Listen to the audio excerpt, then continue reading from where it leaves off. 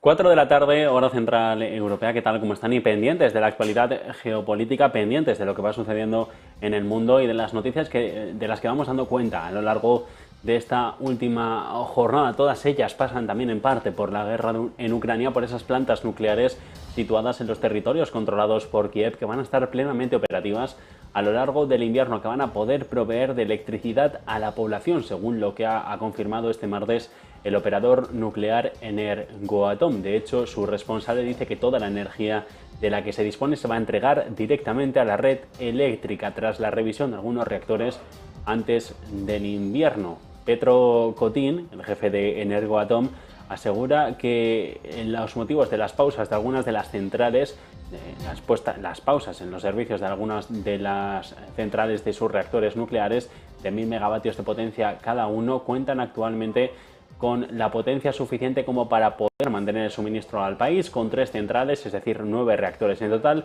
en los territorios que controla, y una cuarta central, la de Zaporilla, con 6 reactores, la más grande de Europa, y esta, que está ocupada por fuerzas rusas desde marzo de 2022, atendiendo también a los vaivenes del conflicto de la guerra. Vamos a ir a analizar la situación en el mundo. Lo vamos a hacer en los próximos minutos, a lo largo de la próxima hora, en Negocios Televisión, de la mano de Jorge Cachinero, experto en relaciones gubernamentales y riesgos políticos. ¿Qué tal? Muy buenas tardes. Muy buenas tardes, Javier, ¿cómo estás? Y también está en la mesa Eduardo Irastorza, profesor del OBS Business School. ¿Qué tal? Muy buenas tardes. Muy buenas tardes. Bueno, vamos a empezar en todo caso, más allá del conflicto de Ucrania, por Níger, ese territorio que ha sido también foco de atención en estos últimos días, después de que en las últimas horas la número 2 del Departamento de Estado de Estados Unidos, Victoria Nuland, haya dicho que se ha reunido con varios líderes del país, con los actuales, pero que no ha logrado avances significativos para restablecer el orden, dice, en el país africano tras el arresto el 26 de julio de Mohamed Bazoum. Me gustaría empezar con usted, Eduardo, sobre esta crisis de Níger, que más allá de todo esto se emplaza a una cumbre de las potencias regionales este próximo jueves para ver cómo tratar de resolver toda esta situación tras haber vencido el plazo que se daba hasta este pasado domingo para volver a cambiar al gobierno de Mohamed Bazoum en Níger. Sí, básicamente lo que va a haber es un encuentro de esos países que conforman esa zona, básicamente la zona francófona, la zona del antiguo imperio francés, para darle una pátina de orden y legalidad a lo que está ocurriendo en Níger, que ahora mismo es bastante sorprendente y bastante inquietante. Yo creo que es un síntoma de algo que tiene muchísimo más fondo del que podemos ver. De hecho, yo no descartaría que pocos acuerdos saliesen de este encuentro. Quiero decir que una vez que se da un golpe de Estado en África, yo creo que no hay precedentes así de una vuelta inmediata a la democracia en ningún caso, ¿no?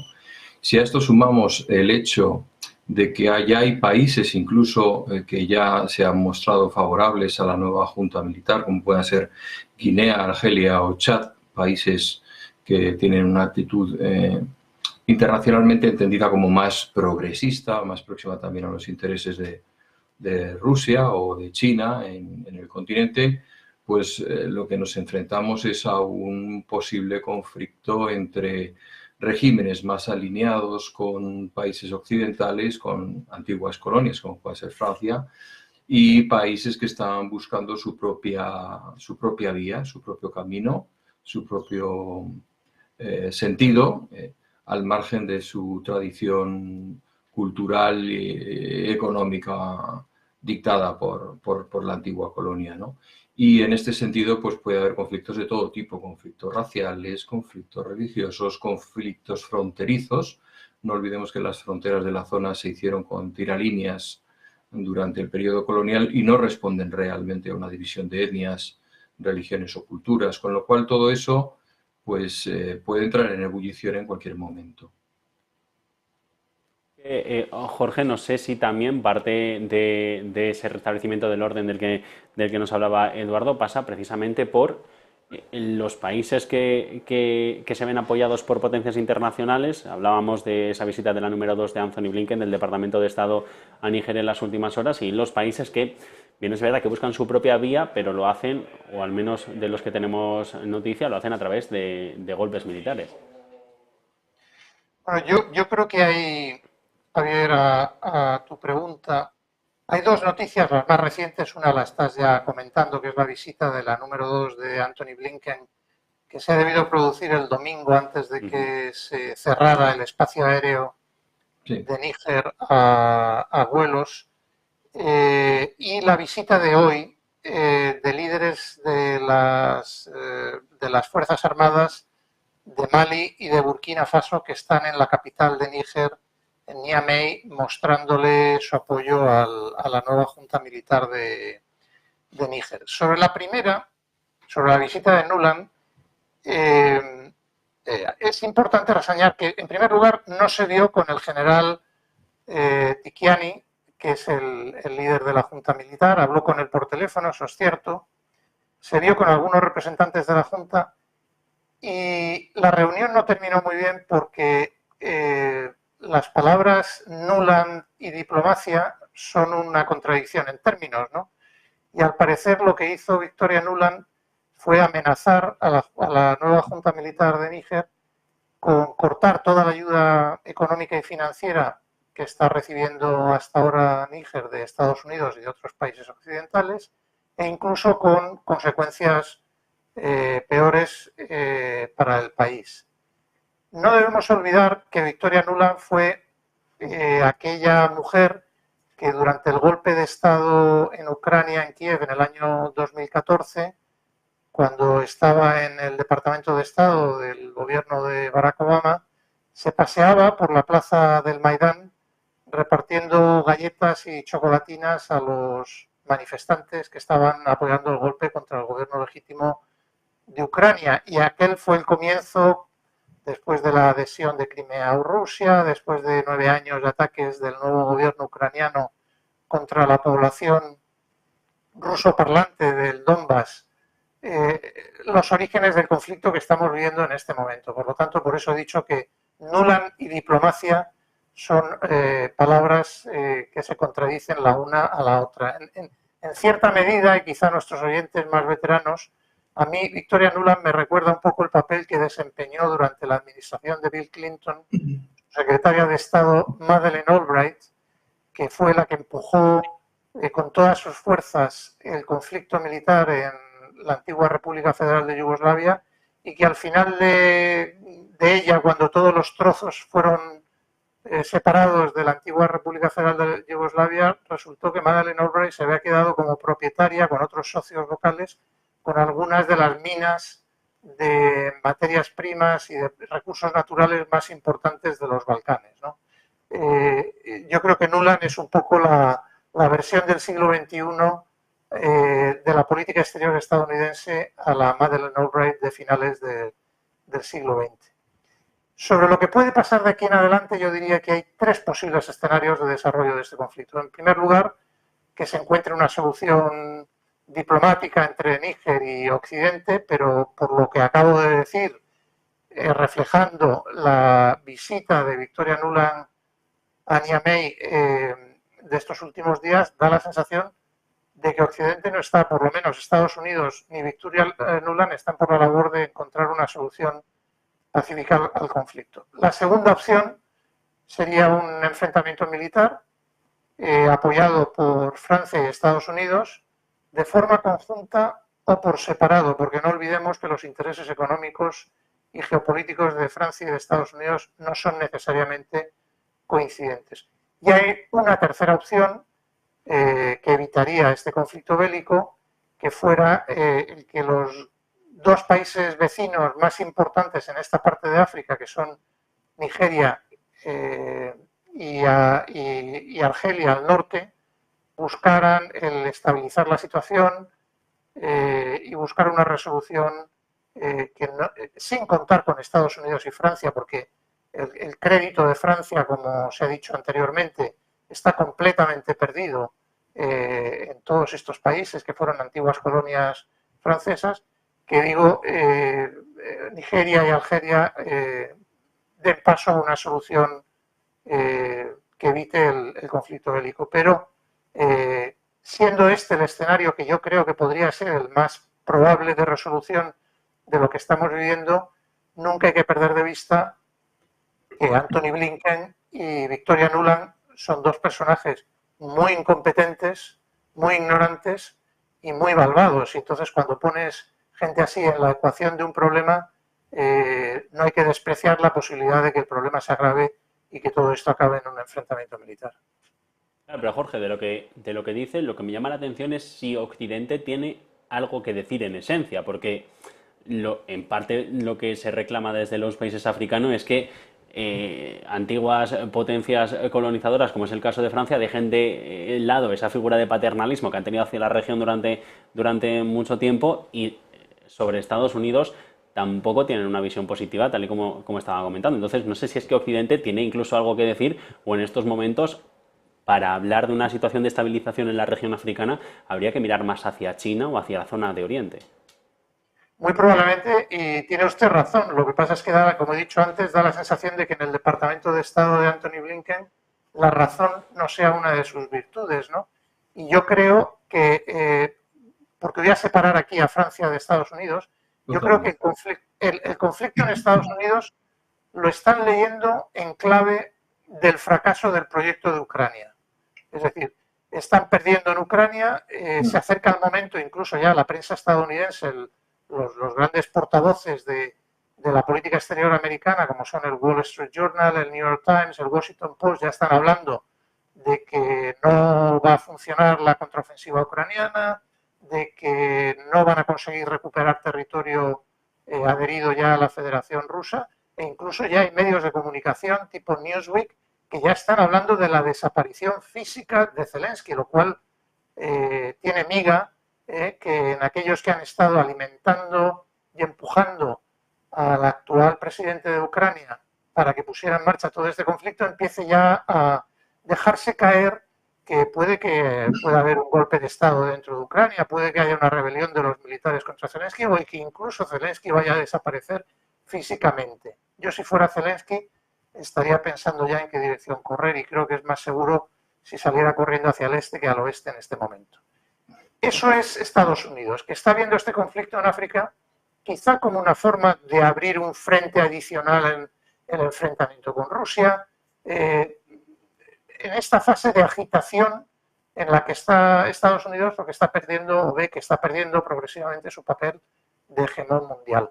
En el caso de Francia, creo que aparte del tema del orgullo francés herido durante estos últimos meses y años en África, que pensaba que era parte de la francofonía que ellos podían apadrinar, de hecho, cuando la Unión Europea envía las misiones de entrenamiento de todos estos países para hacer frente al terrorismo islámico que se estaba estableciendo al sur del Sahara con las franquicias locales de Al-Qaeda y del Estado Islámico, Francia dijo, apártese todo el mundo, quien va a pilotar este proyecto voy a ser yo.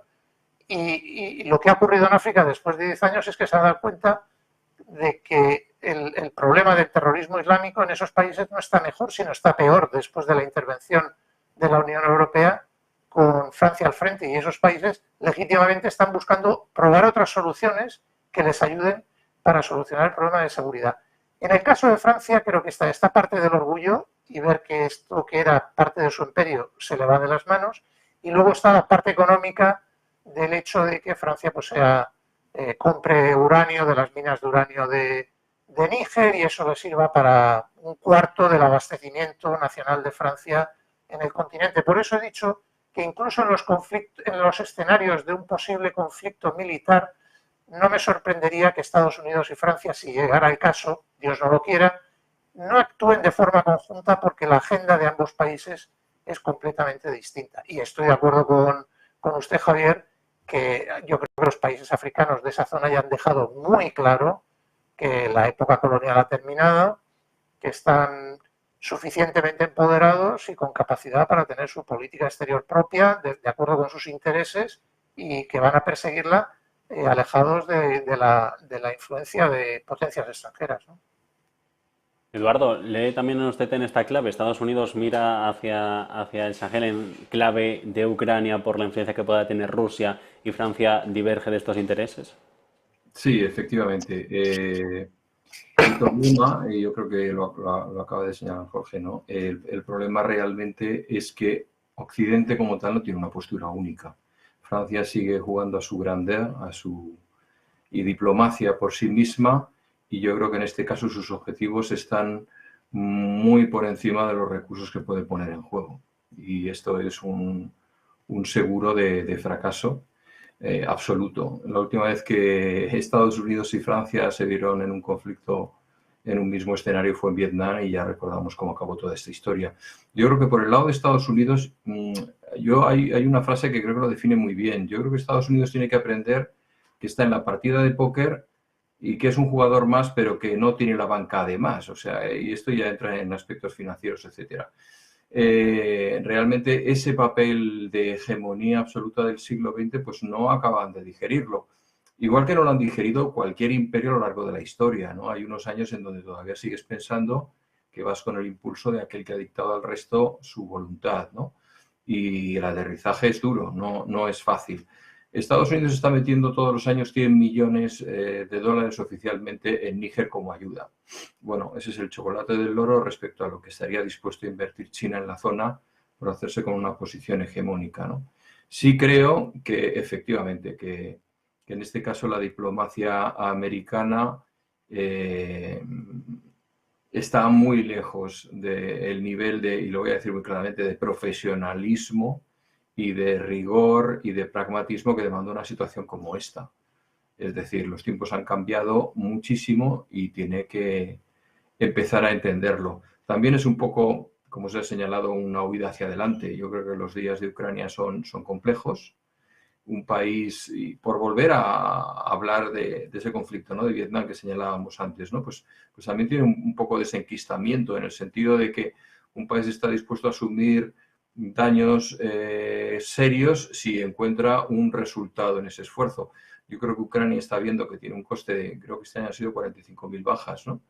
Y que siguen ganando un pueblo y mañana tal vez el huerto del de la casa de al lado, ¿no? Pero no están avanzando de una manera significativa. Y Zelensky, efectivamente, que a mí particularmente no me parece un factor de estabilidad en la zona, también es alguien que debería pensar en echarse un poquito a un lado, porque ya quiero decir, ya solo falta que se lo digan con megáfono, ¿no? En la última cumbre de la OTAN ya le dijeron, realmente te vas sin nada, has venido sin nada y ten cuidado porque nos estamos cansando ya de ti un poco, ¿no? Yo creo que esa es la situación, y yo creo que no va a ser el único conflicto que vamos a ver en África. También tenemos el de Eritrea, tenemos infinidad de conflictos que están enquistados, Sudán, etcétera, y que realmente vamos a empezar a aprender geografía igual que aprendimos a descubrir que existían zonas del mundo, ¿no? Yo no me gusta llamarlo país, como Bosnia-Herzegovina o Serbia, Montenegro, que hasta hace muy poco para todos no existían, ¿no? Pues de repente nombres como Burkina Faso o como Eritrea, pues nos van a ser muy familiares y van a estar en nuestros telediarios, ¿no? Que ya me gustaría que estuvieran más, porque realmente, y esto sí es una llamada de atención, el nivel de profundidad que estamos viendo en muchos medios de comunicación, pues es muy superficial. Yo la verdad es que me asomo a esta cadena como una ventana, ¿no?, realmente, para saber qué es lo que pasa, porque si no, pues hay una sucesión de permanentes cortinas de humo, y ahora mismo lo más gordo que está pasando es precisamente este pulso en África, ¿no? Se están decidiendo muchísimas cosas, y no olvidemos que gran parte de las materias primas por explotar están en ese continente. Bueno, vamos dando cuenta un poco también de esto, pero Jorge, sé que tengo que despedirlo ahora en unos minutos, pero antes me gustaría tratar con usted hacia dónde avanza el país. Se ha nombrado en las últimas horas a un economista como primer ministro, fue responsable de finanzas hasta 2010, se dice que va a ser el responsable político en este periodo de transición, y mientras el país se prepara para una posible intervención extranjera con ese espacio aéreo cerrado y también con ciertas zonas de exclusión aérea. No sé hacia qué transición está Níger pensando que va a ir. Bueno, mi conocimiento de la política interna de Níger es bastante limitado, por no decir inexistente. Lo que sí creo es que ECOWAS, esta asociación de la Comunidad Económica de los Estados de África Occidental, está dividida, también se ha mencionado antes, porque de los 15 países miembros están, por un lado, Mali, Guinea, Burkina Faso, que han mostrado su apoyo a Níger, Por cierto, los tres, Mali, Guinea y Burkina Faso, suspendidos de su membresía de pertenencia a ECOWAS por haber dado golpes de Estado militares similares al que ha vivido Níger en la última semana. Y por el otro lado el resto, que es una mezcla de los países que habían estado bajo el Imperio francés, pero también hay países de influencia portuguesa, como Cabo Verde, y otros de influencia inglesa. Por lo tanto, y se decía anteriormente, y es correcto, las líneas de corte y de división en la zona son religiosas, porque hay católicos y musulmanes. De hecho, el general Takiani, que acaba de tomar el poder en Níger, es del sur del país, es musulmán, pero los países dentro de cada uno de ellos, y en general la región, está dividida entre cristianos y musulmanes. Hay diferencia sobre las lenguas que se utilizan. Obviamente que son herederos del Imperio francés hablan en francés, otros hablan en inglés, algunos en portugués, e incluso dentro de la propia ECOWAS hay dos monedas. Algunos países utilizan el franco y otros utilizan una moneda propia que ha creado ECOWAS. Por lo tanto, me cuesta imaginar que ECOWAS vaya a ser capaz, en esta reunión del jueves y en las que puedan venir por delante, llegar a un acuerdo y actuar de forma unánime ante la crisis de Níger. Y por eso creo que la solución, porque a Nigeria, aunque está en principio del lado de aquellos que han avisado a Níger de su comportamiento y le han pedido desde ECOWAS que haga el proceso de restauración del gobierno anteriormente constituido, Nigeria es un país que le va muy bien económicamente y Nigeria no tiene ningún interés en dejarse arrastrar a un conflicto bélico que sería en contra de sus intereses nacionales.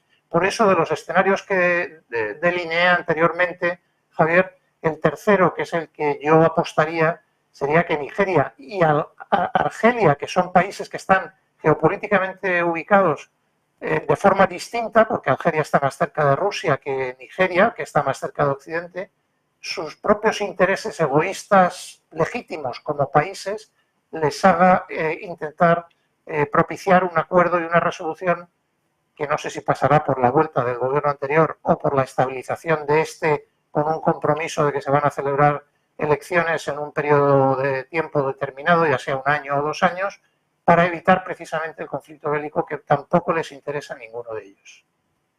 Bueno, pues pendientes de todos estos asuntos, Jorge Gachinero, que me consta que tiene que irse, experto en relaciones gubernamentales y riesgos políticos, un placer de conversación. Buena tarde.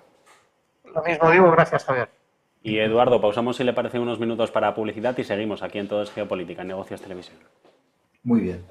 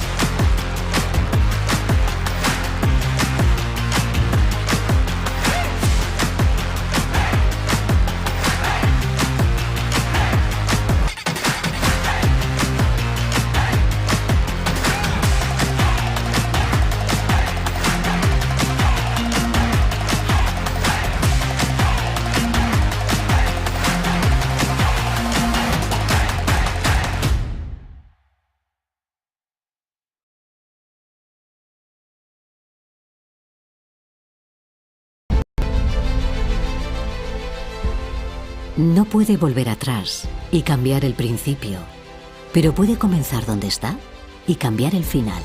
En Luna Sevilla queremos ser su asesor financiero de referencia para mejorar su presente y su futuro patrimonial, prestando nuestros servicios como agentes de Caser Asesores Financieros. Somos una empresa con una clara apuesta por la formación de calidad, la información transparente y objetiva, y por el asesoramiento financiero personalizado y continuado. Visite nuestra web lunasevilla.es o llame al 91 762 3442.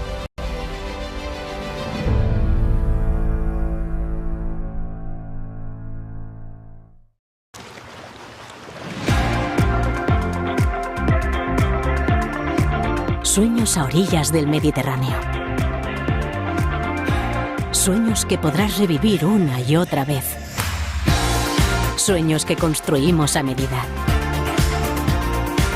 Sueños que te permitirán desconectar de la rutina.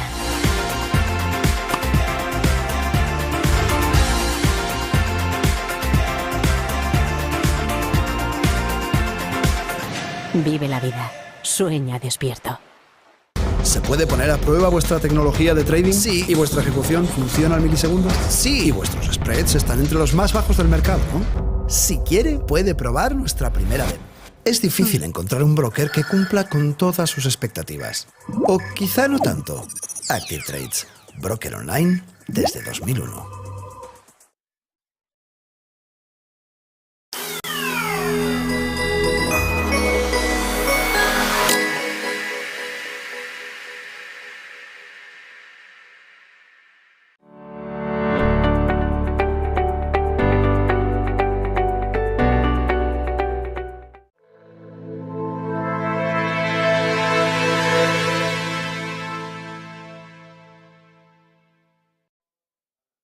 ...28 minutos son los que pasan sobre las 4 en punto de la tarde, hora central europea, y seguimos pendientes de la actualidad que se va sucediendo en el mundo, de esta actualidad geopolítica. Seguimos en conversación con Eduardo Irastorza, profesor del OBS Business School, y me gustaría preguntarle, más allá de toda esta situación que hemos analizado en los últimos minutos en Níger, Eduardo, sobre la situación también en el conflicto de Ucrania, sobre ese enviar de militares que ya se ha confirmado por parte del gobierno de Polonia que se van a presentar en la frontera con Bielorrusia, no tanto por las amenazas que pudiera haber sobre un posible ataque por parte de este territorio o por esta zona de la frontera con el país, sino me llama la atención por los flujos de migración, que ahora cambia el foco de atención de Varsovia sobre este asunto, pero el punto es el mismo, la frontera con Bielorrusia.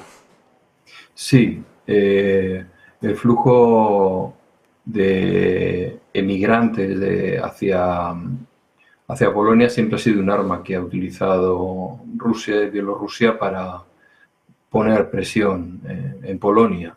De hecho, pues recordamos imágenes de años recientes en donde pues vallas y medios muy sofisticados, incluso peleas multitudinarias, pues se veían, ¿no? Yo creo que realmente la inmigración, igual que tantas otras cosas, la inmigración descontrolada, no oficial, no regularizada, pues es otro arma como la economía, etcétera. Y Rusia la está jugando y la está jugando bien. Polonia tiene, por otro lado, también sus propios intereses en la zona. Siempre se ha hablado que tras el conflicto de Ucrania, Polonia podría poner encima de la mesa una redefinición de sus fronteras con Ucrania. Recordemos el enorme movimiento que Rusia le hizo al final de la Segunda. Ha habido zonas de Alemania asimiladas a Polonia, zonas de Polonia asimiladas a Bielorrusia. Ahí hay un cierto irredentismo latente también muy importante a tener en cuenta, ¿no? Yo creo que ese flujo de inmigración ilegal es un arma que no va a desdeñar en ningún momento Rusia para presionar a Occidente. No es descartable que se amplíe a las fronteras de otros países que colinden con Rusia o con Bielorrusia, precisamente para forzar una negociación que tiene que materializarse este mismo otoño, ¿no? Empezar a plantearse, porque si no, desde luego quienes firmen la paz van a ser personas muy distintas a las que están definiendo ahora la guerra en los frentes occidentales, ¿no? Atención, el último de los episodios con flujos migratorios que vivimos en Europa, mucho más intensificado, ese 2014-15 con los flujos migratorios que entraban por Turquía, como la Unión Europea, por ejemplo, pactó directamente pagar al gobierno de Ankara para que los mantuviera en su territorio. Ha sucedido también con otros países del norte de África para limitar los movimientos hacia la zona del sur de Europa, pero es que el problema es que con Rusia no se puede hacer. Y este es un arma que sí o sí afecta a no tanto la inestabilidad política, pero sí la inestabilidad social, que al final es la base de todo dentro de los propios países europeos. Claro, porque además tampoco van a dejar que cruce la frontera cualquiera. Quiero decir que ellos seleccionan la gente que quieren, de alguna manera, echar de sus territorios y volcar sobre Occidente. No viene lo mejor de cada familia, indiscutiblemente, ¿no? Y detrás de todo flujo migratorio, pues siempre hay también espionaje, hay intereses a medio y largo plazo, hay durmientes, como se decía antiguamente en el argot del espionaje, etcétera. Y es un tema tremendamente delicado, ¿no? Porque es muy difícil de controlar, y más cuando, como tú acabas de señalar, pues no hay un acuerdo político como el que puede haber con Turquía, que no olvidemos, hay momentos en donde tiene más de 1 millón de inmigrantes, y es una de las razones por las que Europa no quiere concederle su condición de país europeo, porque eso se abriría a un flujo de esos inmigrantes a cualquier país de Europa, ¿no? Es un tema que realmente pues siempre aparece encima de la mesa cuando negocia Turquía con Europa su asignación a la Comunidad Económica Europea. Yo creo que es un tema de tan difícil gestión, o sea, no vas con un, entre comillas, enemigo, como pueda ser Rusia, que lo que pueda ser en cualquier otro frente, ¿no? Como pueda ser las medidas que está tomando Italia, las medidas que se están tomando en Grecia, en Turquía, etcétera, ¿no? Este es un tema muy difícil de gestionar y además con muchísimas consecuencias por detrás, ¿no? Muchísimas potenciales riesgos de sabotajes, de inestabilidad social, etcétera, en unos países que, no lo olvidemos, están en la parte más conservadora, ideológicamente hablando, de este continente. Bueno, y luego está el asunto de esas cumbres de paz que se auspician con los decálogos ucranianos, pero en las que no está representada Rusia, y por lo tanto es complicado entender cómo se quiere auspiciar un cese, un alto el fuego, un cese del conflicto sin una de las partes implicadas. Claro, es que es un poco la situación, a mí me recuerda un poco a la Segunda Guerra Mundial, en el sentido de estos rusos no han firmado la Convención de Ginebra, aquí vale todo, ¿no? Y los alemanes, o sea, el nivel de salvajismo que se tuvo con los prisioneros, pues no se dio en ningún otro frente. Digamos que aquí no hay ningún refrendo legal que avale la negociación de qué va a pasar con esta situación, y eso lo convierte en enormemente arriesgado mirando al futuro, ¿no? Por no decir ese verbo riesgoso, como dirían en Sudamérica, ¿no? Pero extraordinariamente arriesgado para el futuro de Occidente y más de la zona de conflicto. Bueno, Eduardo, vamos a también estar atentos al Consejo de Seguridad de Naciones Unidas, que se está celebrando a esta hora de la tarde. Tenemos señal en directo de Washington. Vamos a escuchar las palabras y las comentamos. Está hablando la presidenta del Consejo, que en estos momentos tiene Estados Unidos. Perfecto. Todos en peligro, porque sería apartar la vista de un régimen que fabrica, almacena y usa armas químicas. Hemos oído a varios de nuestros colegas decir que las reuniones mensuales sobre este tema son repetitivas. 2 miembros permanentes dirán que no hablarán hoy de un tema tan grave, algo que lamento, pero el régimen de Assad simplemente espera que el Consejo siga adelante, que cambiemos de tema. No podemos sucumbir a la fatiga ni aún menos a la indiferencia. El régimen de Assad usó armas de destrucción en masa contra su propia gente, contra su gente. Y nosotros no vamos a dejar esto atrás, y el régimen no podrá evitar rendir cuentas. Siria debe cumplir sus obligaciones sobre el convenio de armas químicas según la 2118. Pedimos a Damasco que siga con una campaña de desinformación. Hablando del uso de armamento nuclear en Siria por el gobierno de Bashar al-Assad. En cualquier caso, Eduardo, me interesa otro tema, otro punto caliente que tenemos en estos últimos días, y son las tensiones comerciales entre China y la Unión Europea. Valdis Dombrovskis, el vicepresidente de la Comisión Europea, ayer en el Financial Times decía y pedía a China que levantara ciertas barreras comerciales para aumentar los intercambios entre ambos territorios. Todo esto después de aprobar esa estrategia de seguridad económica europea que hablaba de minimizar los riesgos y poco a poco irse desligando del gigante asiático. No sé muy bien cómo se come esto, de irnos desligando, pero a la vez pedirles que nos dejen entrar un poco más hacia su mercado. Y luego China, que ha respondido y le dice que si lo que quiere es reducir los problemas comerciales, lo primero que debería de hacer es quitar los límites a la exportación. Claro, con una pequeña diferencia entre las dos partes, y es que en este caso China es quien tiene la sartén por el mango, quien tiene el poder. Es decir, por muy justas que fueran las reivindicaciones de Occidente para ver las barreras a sus productos en el mercado chino desaparecer, pues por muy justas que fueran, siempre existiría la posición de fuerza de China. Es decir, ahora mismo China es quien determina cuál es el sentido que deben de seguir estas negociaciones. Y efectivamente, la política de China ahora mismo se parece muchísimo más a aquel comentario de Kennedy cuando habló con Khrushchev, ¿no? Que decía, lo mío es mío y lo tuyo vamos a discutirlo. Decía, Khrushchev piensa así, ¿no? Pues China es un poco así, es decir, lo mío ya es mío, mi mercado es mío y aquí no te metas, lo tuyo, pues vamos a discutirlo. Y como además tienes una dependencia tecnológica tan abrumadora, tan tremendamente abrumadora, en alta tecnología, en servidores, en telecomunicaciones, China ya no es el replicante, es el creador de la última tecnología, que resulta muy difícil que por mucho que te avale la razón, el buen sentido y la libertad de mercado, te vayas a encontrar con la misma disposición colaboradora por parte de quien tiene todo el poder en este caso. Yo creo que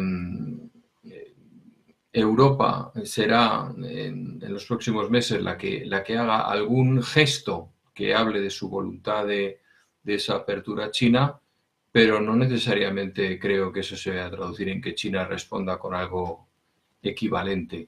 Es decir, es muy difícil ahora mismo, con el nivel de dependencia que tenemos de la economía china, en todos los sentidos, porque no olvidemos que las principales empresas europeas están fabricando en China para el mercado chino también. Es decir, ese nadar y guardar la ropa que antes señalaba, ¿no? ¿Cómo podemos desligarnos, pero al mismo tiempo que nos dejen entrar, pero al mismo es extraordinariamente complicado?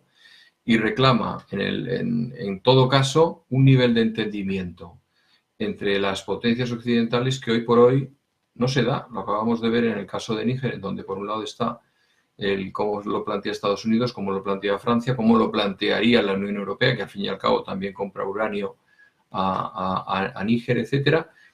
No existe una política europea uniforme, lo estamos viendo todos los días. En Ucrania no hay una única postura y quienes tenemos enfrente lo saben. Si no hay una unidad de acción, pues difícilmente te toman en serio.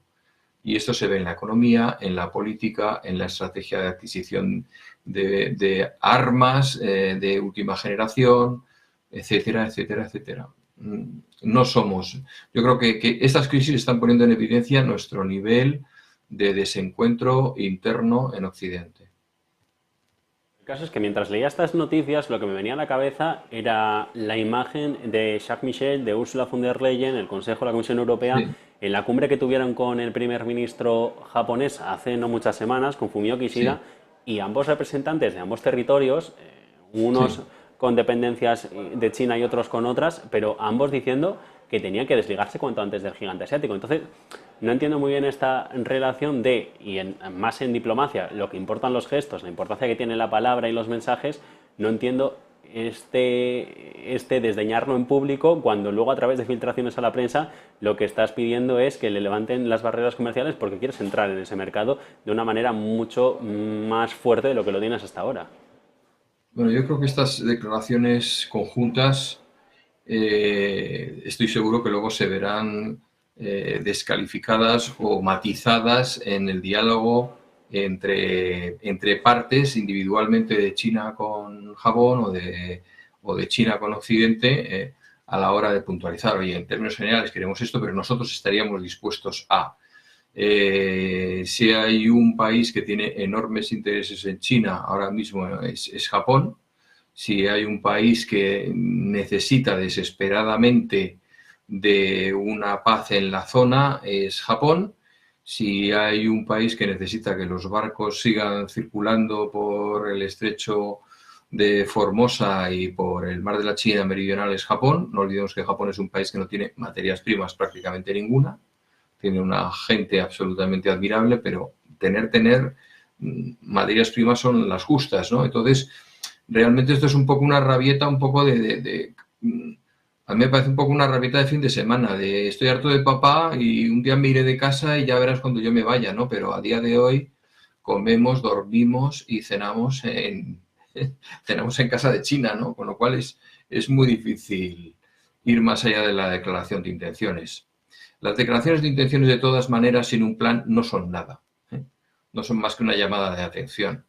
Es decir, debemos desligarnos. Bueno, pues hágame un cuadro de mando y dígame en qué forma, en qué aspecto, con qué plazo y con qué recursos lo vamos a conseguir.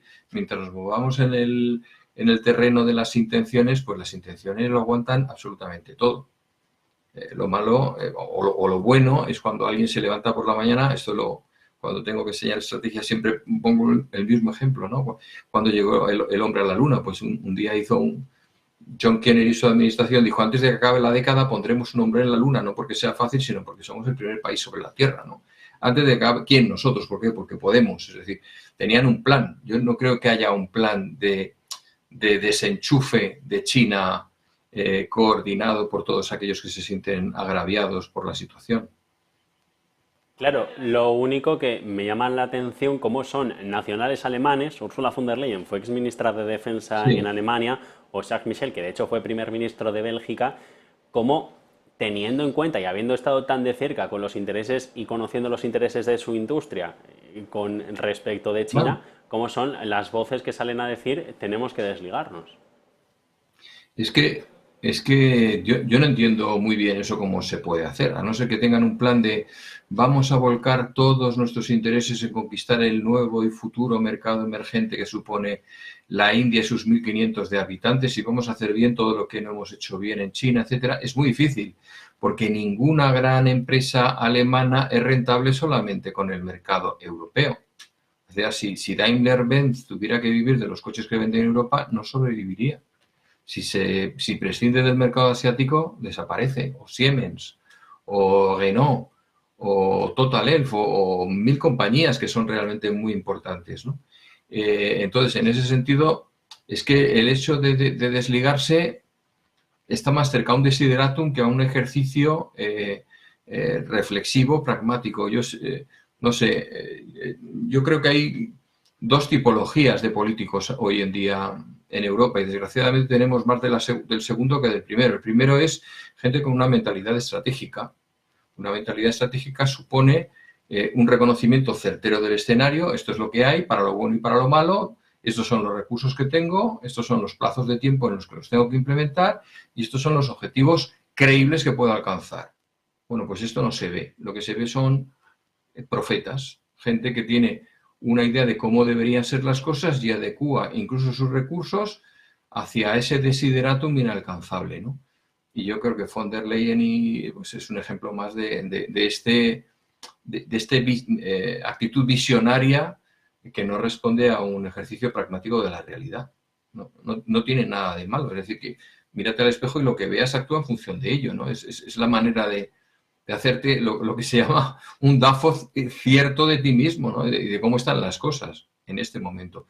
Y yo creo que eso es muy difícil y sobre todo que no sabemos dónde vamos, ¿no? No sabemos muy bien cuál es la dirección que queremos tomar a todos los niveles, en política económica, en política agrícola, en política medioambiental, en mil historias. Entonces, pues como decía Séneca, para un barco que no sabe dónde va, todos los vientos son hostiles. Es muy difícil que lleguemos a alguna parte así. Son hostiles hasta los vientos que hasta ahora han sido amigos, como los No. de Estados Unidos. Efectivamente, no. Efectivamente, nos llega una situación que a mí me recuerda mucho la famosa frase de Groucho Marx: la situación es tan confusa que ya no sé si soy de los nuestros. Pues realmente ya no sé si soy de los nuestros. ¿Realmente Estados Unidos es un aliado? ¿Hasta qué punto, no?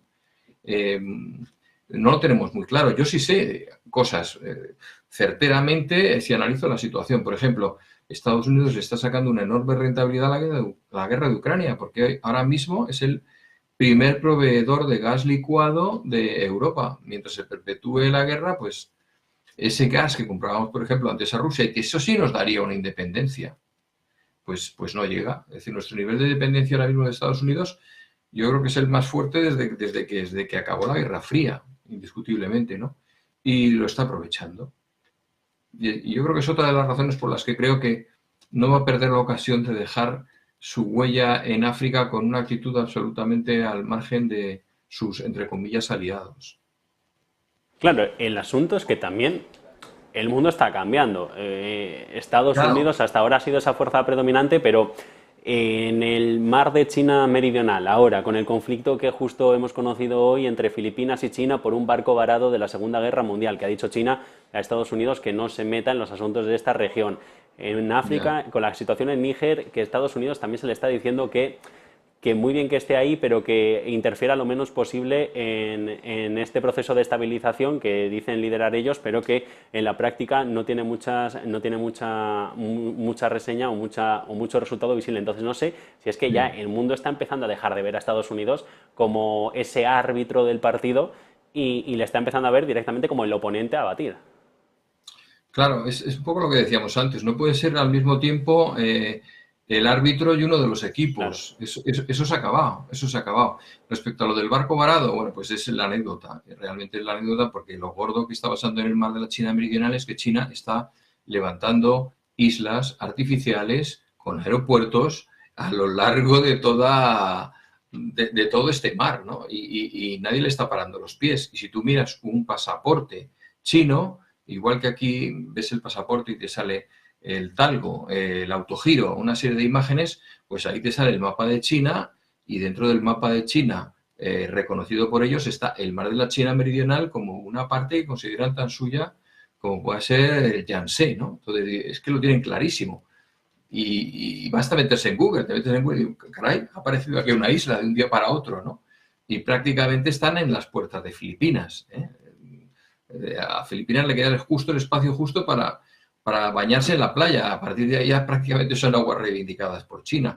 Y el problema sobre todo es que es una de las zonas más pobladas de la Tierra, que se alimenta muchísimo de pescado, que no hay pescado para todos, y quien se asegure del mar de la China meridional se asegura de poder mantener viva su población y alimentada. Y ahí está en juego países como puede ser Filipinas, con cientos de millones de habitantes, Indonesia, que es el país musulmán, no lo olvidemos, más poblado de la Tierra después de Pakistán, o sea, es una barbaridad, no sé cuántos millones son, 400, 500 millones de indonesios, más los 1.500 millones de chinos, más India que se pase por ahí a pescar, ¿no? Es decir, que no hay comida para todos. Con lo cual, el mantener ese lago interior asiático como el caladero de todos va a ser extraordinariamente difícil y va a llevar a problemas y a conflictos diplomáticos e incluso militares en un futuro inevitables, más allá de los factores económicos. Claro, es que esa zona es el gran punto caliente. Está Filipinas, está Taiwán. Claro, sí, no, efectivamente. Históricamente pensábamos que todas las posibilidades de que cayese una bomba atómica, la próxima bomba atómica la tiraría Estados Unidos o Rusia. Luego nos dimos cuenta de que no era así, que podía ser Corea del Norte. Luego nos dimos cuenta de que podía ser Pakistán o la India, ¿no? Es decir, que ahora mismo hay muchos escenarios. Tú hablabas hace un rato de Siria y su potencial de nuclear cara al futuro, o de Irán, que ya es una potencia nuclear, ¿no? A pesar de todos los esfuerzos que hace Israel por mantener ese proceso detenido, ¿no? Entonces, hay demasiados escenarios de potencial conflicto inesperado que, desgraciadamente, no son considerados por gran parte de países que ven las cosas como se veían hace, ya no digo 50 años, sino simplemente 15, 20 años. Es que esto va a una velocidad vertiginosa. En ese Consejo de Naciones Unidas vamos a ir unos minutos porque toma la palabra Reino Unido, el representante ante el Consejo de Seguridad de Naciones Unidas. Vamos a escuchar a ver lo que dice el británico. Sirio han usado armas químicas contra su pueblo al menos en 9 oportunidades. Como ha dicho el doctor Katoub, ha habido muchos más ataques.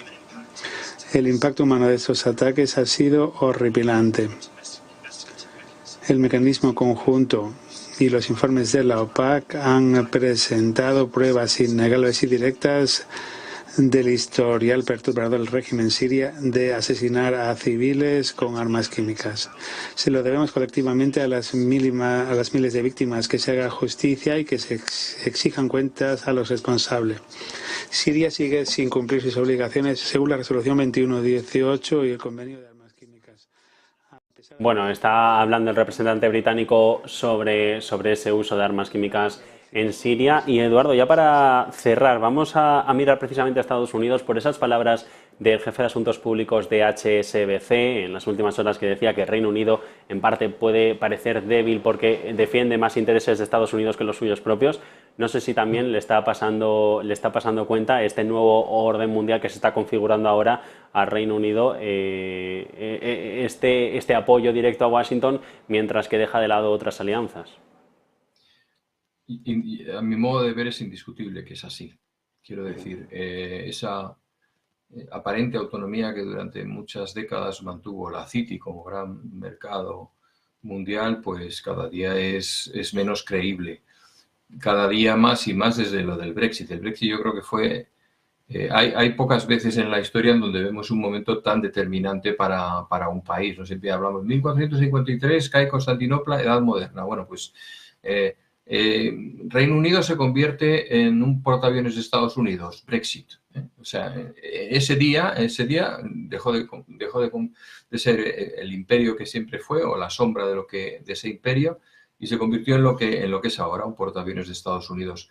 Su situación es tan terrible que sabe que necesita de sus primos del otro lado del Atlántico para salir de ella, ¿no? Y yo creo que se va a alinear absoluta y totalmente con las tesis norteamericanas, sean estas cuales sean, porque yo creo que siempre encontrará más sospechosos a sus vecinos de más allá del canal que a aquellos que están al otro lado del Atlántico. Es interesante esto que estamos viendo de la ONU, porque antes Jorge ha señalado esos 3 escenarios de la situación en Nigeria. Yo creo que hay un cuarto escenario, y es que el debate sobre lo que va a pasar en Nigeria también se perpetúe indefinidamente en la ONU, ¿no? Ya sabemos que nada dura más que una transición política si se somete al veredicto de la ONU, ¿no? Y yo creo que ese escenario también se puede dar. Respecto, por cerrar el tema de Reino Unido, yo creo que el haber salido de la órbita europea no solamente le va a suponer un enorme problema económico, sino un problema interno en donde Escocia, por ejemplo, o Irlanda se planteen las razones para seguir formando parte de un club en el que no encuentran los beneficios esperados. Bueno, pues pendientes de todos estos puntos calientes del planeta, que no son pocos, lo vamos a tener que dejar aquí, que ya nos llama la campana de la publicidad. Eduardo Irastorza, profesor del OBS Business School, un placer de análisis y conversación. Buena tarde. Buenas tardes.